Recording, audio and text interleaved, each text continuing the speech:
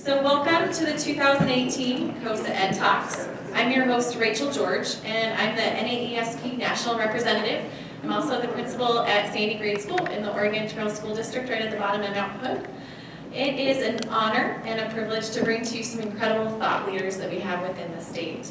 They're going to focus on leadership, and we hope that these short, powerful talks all contain a compelling message. And it's not I hope, but it's an actual I know because I've heard them talk. A compelling message that will inspire and challenge you. So our first speaker that we have with us is Ms. Kendra Coates. She is a steadfast believer in celebrating our unlimited potential. She's a learner, mom, educator, author, consultant, and coach. She's also the author of Growing Early Mindsets, GEM. And it's a new literacy-based teaching and learning framework for Mindset Works, a global leader in growth mindset. She is a P3 education specialist at High Desert ESD. So for many of you guys that are from here in Central Oregon, she might be a familiar face, or if you were in K3, she's definitely very active in that group. So she's going to be talking on brave leadership. So if you could please welcome Kendra to the stage, that'd be fantastic.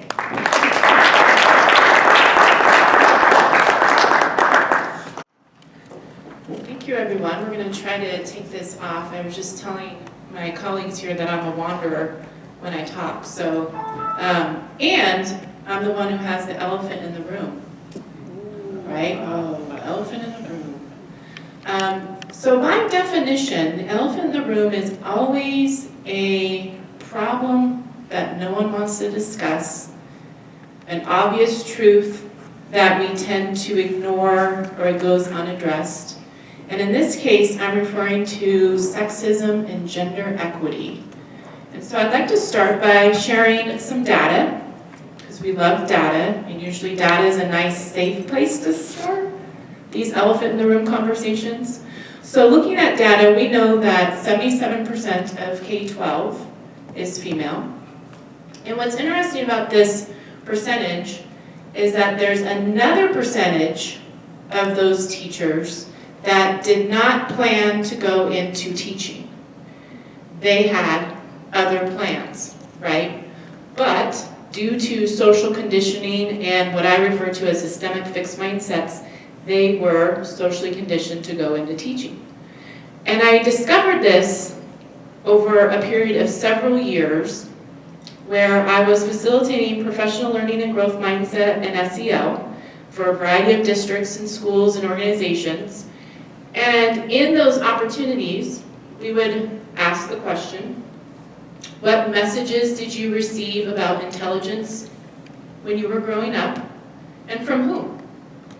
And I would wander the room, and it would oftentimes rooms like this, and I would wander the room, and I would start hearing this common story that I went to college to become a biologist. I was in a class full of males. I was the only female. I got my first test back. It was a C. My male professor gave me some feedback and said, you know, biology may not be your thing, but you could always teach biology. And this is a very common fixed mindset message, right? In terms of, to a woman, you are good at math, you should teach math. To a man, you are good at math, you should be an engineer. And so this begs the question then, how many teachers are in our profession who they themselves are not realizing their full potential? How many males went on to professions because of systemic fixed mindsets about them? Now what's interesting about the 77% is that we then only have 23% that are superintendents. So let's look at the next data set. And this data set is related to sexual harassment and sexual assault. 51% of girls and women report experiencing sexual assault. Now, mind you, this is reporting. We know the numbers are probably higher. 53% of sexual harassment and assault first occurs at the young ages of 6 to 17 years old. 81% of women have experienced sexual harassment, and 77% women have been verbally harassed. Now there's an interesting exercise that a social researcher does by the name of Jackson Katz. Familiar with Jackson Katz? Raise your hand if you're familiar with his work. Yeah, he went on to develop a violence prevention program. And he does this exercise, and it goes something like this. He divides the board in half, right, a chalkboard, in half. On one side, he places a symbol of a male. On the other side, he places a symbol of a female. And he asks the room, men, those of you in the room, what daily steps do you take in your routines to prevent yourselves from being sexually assaulted? And the room usually gets quiet. There's usually an awkward silence, sometimes some nervous laughter. Occasionally, a young person will raise their hand and say, I stay out of prison. More nervous laughter. And then eventually, somebody raises his hand and says, in a somber, sad voice, nothing, I don't think about it. He then goes on to ask the women in the room, on a daily basis, what steps do you take to prevent yourselves from being sexually assaulted? And as we would guess, arms get raised and a long list is given. From using car keys as a weapon, not parking in garages, not entering into an elevator when there's only one man, not entering an elevator when there's a group of men, locking your windows at night, even if it's hot out, checking the back seat of your car, jogging not at night, making sure you're not jogging in forested areas, not wearing your headphones. The list goes on and on and on. A great exercise to emphasize how prominent this problem is.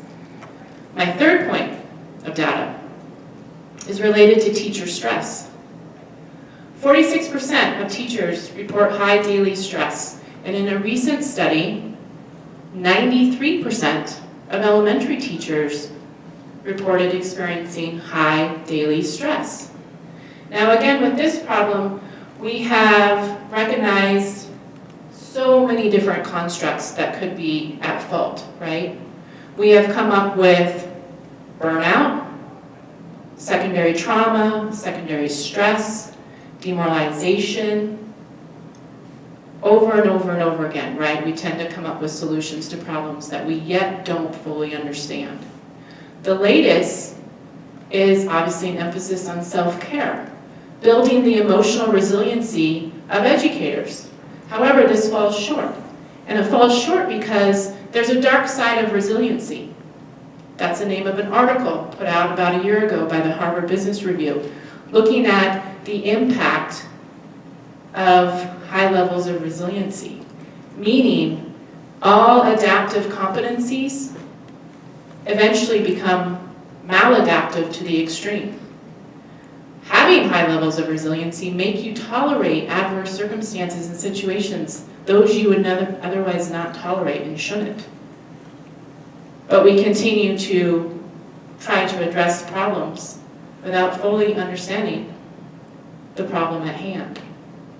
So, moving from the data, since we know that this problem of sexism and gender equity needs more than data, it needs us to draw upon our empathy, our courage, our authenticity, our creativity, our compassion, and our change efforts must start with us now, but they must start early.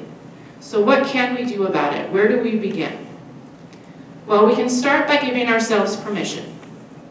Permission to exercise vulnerability and courage, permission to exercise critical thinking skills, empathy, risk-taking, and raising our voices. We can also promote, foster, and teach the malleability of intelligence, abilities, and skills. This is also known as a growth mindset. What's interesting about all of our efforts to translate growth mindset into practice, we have tended to stay above the surface. If you think of an iceberg, we have done a lot of work to promote, teach, and foster for students, and then we started identifying the importance of adult mindsets. But we haven't yet gotten in the deep, murky waters where systemic fixed mindsets live. Policies, procedures, protocols, climate, culture. And we need to dive deeper into this work. And then we can start identifying those behaviors and practices, the old patterns of thinking and behaving, and do the unlearning part. Because oftentimes we think about adding, right? Everything's an add. A lot of times it's about stopping the policies, the behaviors, the patterns of thinking that perpetuate and reinforce a systemic fixed mindset. And so oftentimes we're looking at social conditioning, gender stereotyping, boys will be boys, fixed mindset expectations about boys. There was an interesting article recently out looking at the research where men actually are penalized and punished for stepping outside of masculine norms. More research is being done to demonstrate how that manifestation is taking place. So, ironically, just in the nick of time of this talk, Brene Brown releases her book, October 12th, I think, everybody, right? But literally, I see hand, yeah, right, heads, like literally right in time for this talk. And you can see here what she has named it, The Ultimate Playbook for Developing Brave Leaders and Courageous Cultures. And she looks at a set of skills that are teachable, observable, and measurable. And some key takeaways from her research I'll share with you. But first I want to emphasize how she defines leader. Anyone who takes responsibility for finding the potential in people and processes and has the courage to develop that potential. And so her 3 takeaways: you can't get to courage without rumbling with vulnerability. Embrace the suck, because it does suck. Leading up to this talk, I was speaking of an elephant in the room. I've been nervous to do so, right? I am exercising courage to even bring up the topic, right? Self-awareness and self-love matter. Who we are is how we lead. And then finally, courage is contagious. And so I will leave us with this reminder that a person's true potential is unknown and unknowable. The question is, do we act like it?